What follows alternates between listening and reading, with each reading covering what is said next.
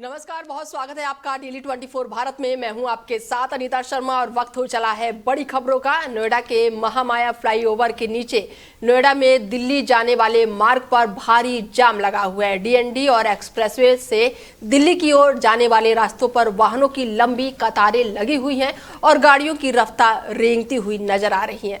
जाम के कारण 2 एम्बुलेंस भी फंसी रही, जिससे मरीजों को समय पर इलाज मिलने में काफी परेशानियां हुई। मौके पर ट्रैफिक पुलिस पहुंची है और जाम खुलवाने का लगातार प्रयास जारी है। स्थानीय लोगों का आरोप है कि ट्रैफिक मैनेजमेंट फेल है और इस समस्या का कोई भी स्थायी समाधान नहीं किया जा रहा है। रोजाना बढ़ते वाहनों का दबाव और मार्गों के कारण ये जाम की स्थिति आए दिन बनी रहती है। मुजफ्फरनगर के सिटी कोतवाली क्षेत्र के रामपुरी मोहल्ले में तालाब के पास एक नवजात भ्रूण का शव मिलने से हड़कंप मच गया है। शव मिलने से इलाके में सनसनी फैल गई। बताया जा रहा है कि आवारा कुत्तों ने नवजात के धड़ और हाथ को नोच लिया। सूचना पर पहुंची पुलिस ने शव को कब्जे में लेकर पोस्टमार्टम के लिए भेज दिया। आशंका जताई जा रही है कि अनैतिक संबंधों के चलते अविकसित भ्रूण को यहां पर फेंका गया है। फिलहाल पुलिस पूरे मामले की जांच में जुटी हुई है।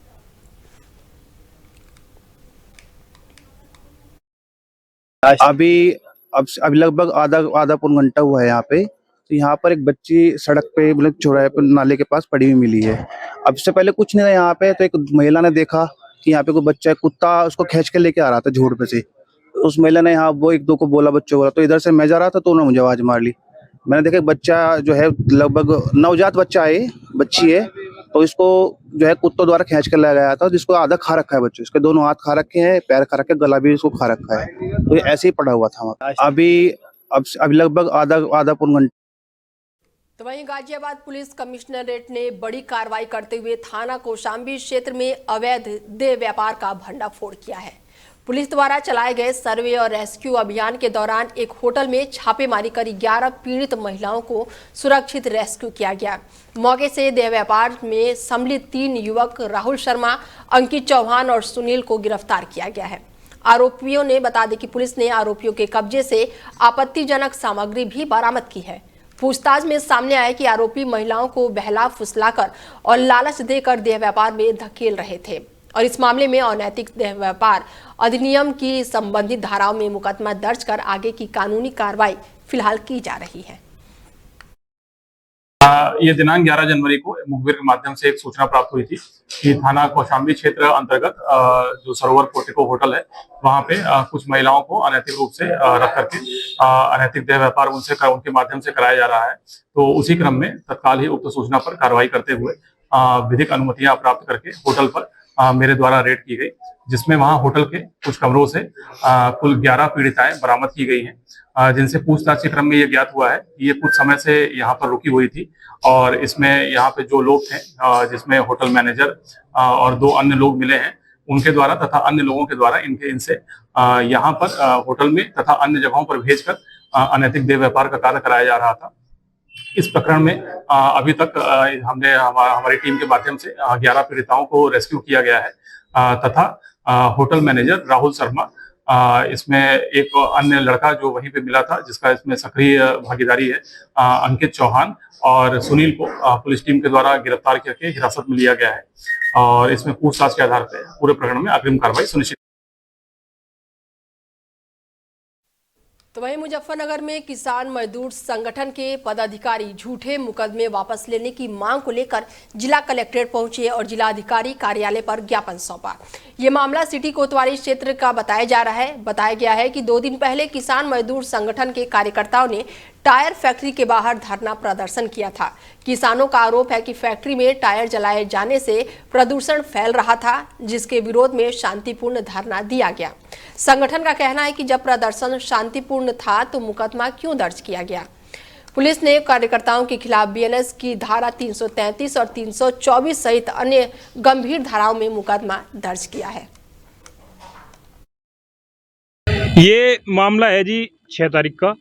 6 तारीख में गांव मलीरा में एक बस्ती के पास ही फैक्ट्री है टायरों की। वहाँ पे हमने जो है उससे पहले ही ज्ञापन दिया हुआ था अधिकारियों को कि हम 6 तारीख में अपना वहाँ शांतिपूर्ण धरना चलाएंगे। उसी के उसमें वहाँ पे धरना रखा गया, क्योंकि उस फैक्ट्री से वहाँ बीमारी फैल रही है। आज ये गांव के लोग भी खड़े हैं ऑन रिकॉर्ड, बहुत लोग कैंसर पीड़ित है, परेशान है। चलो जैसे भी था वो धरना चालू हो गया, धरना चला। धरने पर जो है वो जो मालिक लोग भी जो थे फैक्ट्री के वे भी आ गए, वहाँ की लोकल जो थे चौकी इंचार्ज वे भी थे, सभी लोग थे वहाँ और आराम से बातें हुई।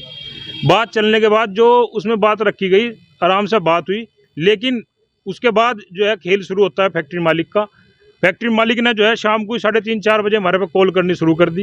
वो उसने किसी भी तरीके से करनी शुरू कर दी। आप सब समझदार हैं, बताने की जरूरत नहीं, मीडिया के माध्यम से एक व्यवस्था बनाई। क्योंकि भाई वो उन्होंने एक चीज़ कहा, कहने लगा हमारी तो मतलब बात है प्रदूषण की, हमारी सारे कागज पूरे हैं और हमें सरकार की तरफ से तो अथॉरिटी है, मतलब उस चीज़ में सबको सरकार को भी दोषी ठहराया जा रहा। और मैं अपने परिपूर्ण अपने कागजों से तो जो उन्होंने बात की, हमारे पास कॉल डिटेल भी है और फोटो भी है जिसमें शांतिपूर्ण धरना चला है। जो बात हुई, बात होने के बाद उन्होंने फिर हमें जो प्रलोभन दिया, प्रलोभन से व्यवस्था बन नहीं पाई। उन्होंने फिर वही बात रखी, भाई चलो ठीक है, तो वैसे नहीं झूठे मुकदमे आप पे लगाए जाएंगे। ये मामला है। तो वहीं गाजियाबाद पुलिस कमिश्नरेट की थाना गेट पुलिस ने टीम में वाहन चोरी के खिलाफ चलाए गए विशेष अभियान के तहत स्कूटी चोरी करने वाले गिरोह का पर्दाफाश किया है। और इस कार्रवाई में पुलिस ने 7 चोरी की स्कूटी और 1 चोरी की नंबर प्लेट बरामद करते हुए 8 आरोपियों को गिरफ्तार किया है। पुलिस के अनुसार 11 फरवरी 2026 को संदिग्ध वाहन चेकिंग के दौरान मिली सूचना के आधार पर एक छापेमारी की गई, जहां से चोरी की स्कूटी बरामद हुई। पूछताछ और आरोपियों की निशानदेही पर अन्य जगहों से भी चोरी की स्कूटी बरामद की गई। गिरफ्तार आरोपियों की पहचान नवाब मलिक, रियाजुद्दीन, नरेश, सुनील, जितेंद्र, कृष्णा, समीर और फैजल उर्फ फैजल मोहम्मद के रूप में हुई है। देखिए, दिनांक 23 जनवरी 2026 से पुलिस कमिश्नर गाजियाबाद में सिटी सर्कल निर्देशन में वाहन चोरी के संबंध में अभियान चलाया जा रहा है। इस क्रम में जो थाना सिहानी की टीम थी, वहाँ पिछले कई दिनों से लगातार स्कूटी और बाइक चोरी हो रही। थाना सिहानी की टीम और थाना मदन बापू धाम की टीम को जरिए मुझे एक सूचना प्राप्त होती है कि थाना मदन बापू धाम क्षेत्र में जो हमारी चौकी है दुहाई, उस क्षेत्र में एक 7 स्टार नाम से एक लाइसेंसी स्क्रैप एरिया है। वहाँ पर ये चोरी के वाहन जाकर स्क्रैप हो रहे हैं। इस सूचना पर जरिए मुखबिर वहाँ पर पूरी टीम के साथ छापामारी की गई। आज दिनांक छापामारी में हमें वहाँ मौके से 3 स्कूटी बरामद हुई, एक पूर्व की चोरी स्कूटी के हमारे नंबर प्लेट बरामद हुई। इसके अलावा उस सूचना के क्रम में जब हमने जो देने वाले चोर को पकड़ा, चोर के पास से हमें कुल 4 स्कूटी अन्य बरामद हुई, जो अलग अलग थाना क्षेत्र और थाना सिहानी से भी चोरी हुई थी।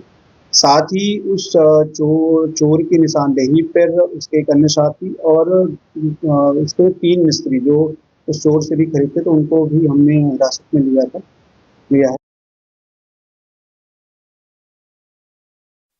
तो वहीं मुजफ्फरनगर विकास प्राधिकरण कार्यालय में उस समय हंगामा हो गया जब भारतीय जनता पार्टी के युवा नेता विपुल त्यागी ने एक जूनियर इंजीनियर पर भ्रष्टाचार के आरोप लगाते हुए कार्यालय परिसर में धरना प्रदर्शन शुरू कर दिया।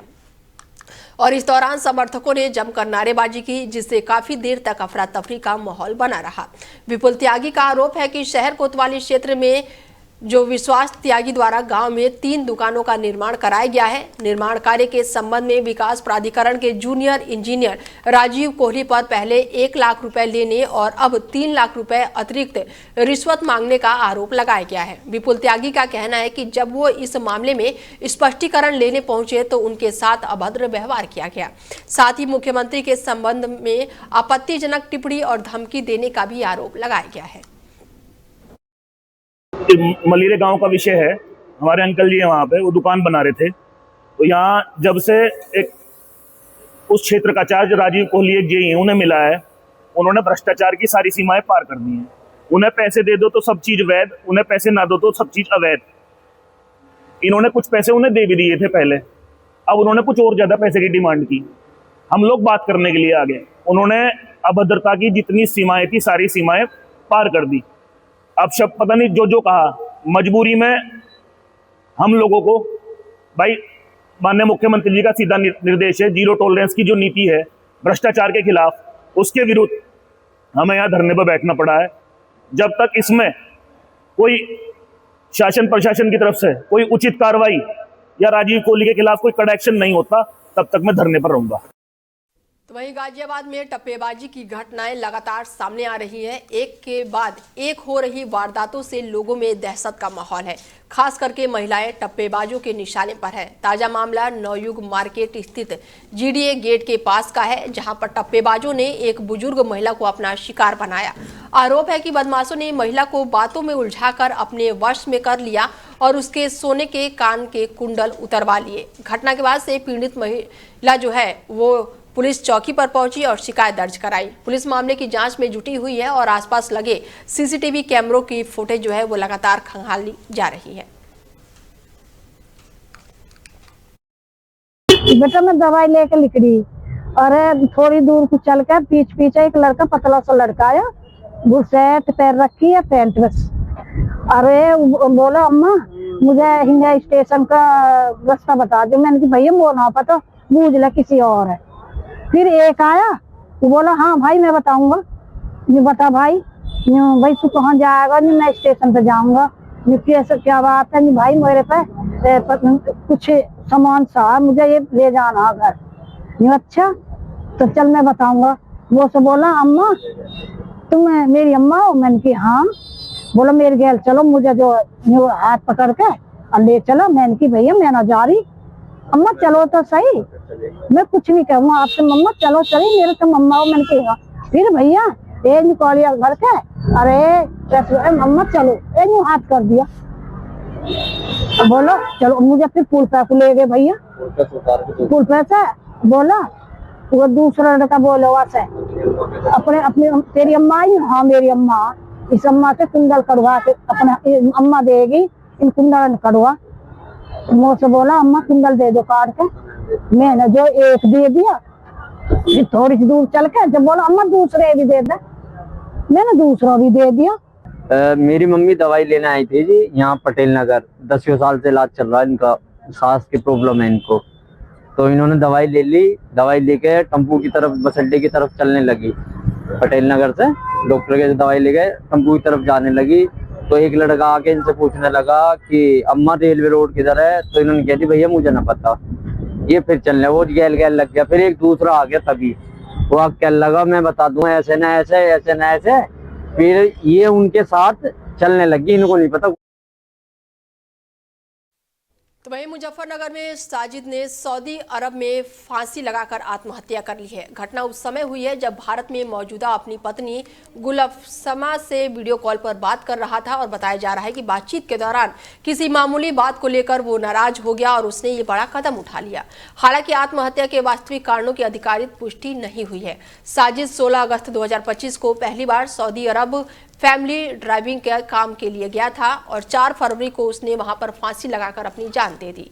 घटना की सूचना उसकी पत्नी ने परिजनों को दे दी, जिसके बाद से परिवार में शोक की लहर दौड़ गई। साजिद की शादी 2020 में हुई थी और दंपति के 2 बेटे हैं। परिजनों के अनुसार सऊदी अरब में कानूनी और दस्तावेज प्रक्रिया लंबी होने के कारण शव को भारत लाने में देरी हो रही है। करीब 1 सप्ताह बीत जाने के बाद भी शव भारत नहीं पहुंच सका है।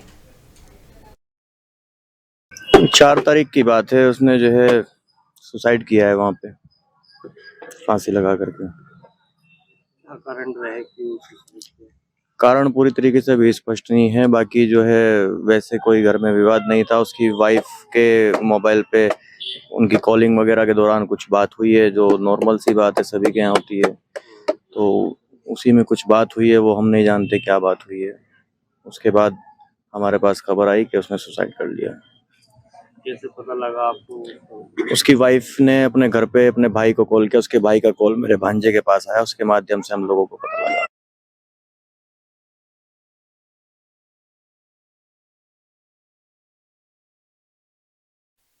तो वहीं गाजियाबाद में पुलिस ने पर्स स्नैचिंग की घटना का सफल खुलासा किया है। इस कार्रवाई में पुलिस टीम ने 2 शातिर अभियुक्तों को गिरफ्तार किया है। पुलिस ने बरामद किए गए सामान में छीना गया पर्स, मोबाइल फोन, नकदी और वारदात में उपयोग मोटरसाइकिल भी शामिल है। पूछताछ में अभियुक्तों ने 30 जनवरी 2026 को एक महिला से पर्स छीनने की घटना को अंजाम देने की बात स्वीकार की है। पुलिस ने आरोपियों के खिलाफ संबंधित धाराओं में मुकदमा दर्ज करके आगे की विधिवत कार्रवाई शुरू कर दी है। अधिकारियों का कहना है कि इस कार्रवाई से क्षेत्र में पर्स स्नैचिंग और अन्य आपराधिक घटनाओं पर नियंत्रण में मदद मिलेगी। ये दिनांक 30/1/2026 को थाना क्षेत्र मोरीनगर पुलिस कमिश्नरेट गाजियाबाद में एक महिला के द्वारा तहरीर दी गई थी कि बाजार में उसके साथ दो लड़कों ने लूट की थी, जिसमें उसके 1000 रुपए और कान से कुंडल और जो है एक मोबाइल छीन लिया गया था।